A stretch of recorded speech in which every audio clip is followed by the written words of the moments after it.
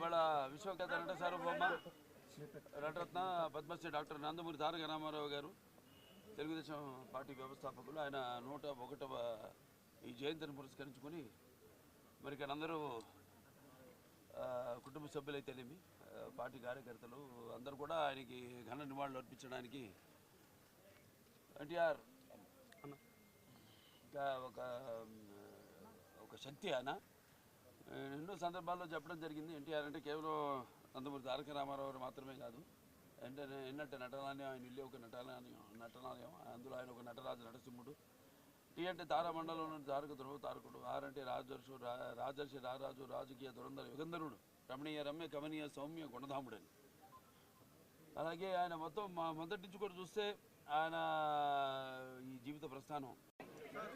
ఇవాళ విశ్వఖ్యాత నట సార్వభౌమ నటరత్న పద్మశ్రీ డాక్టర్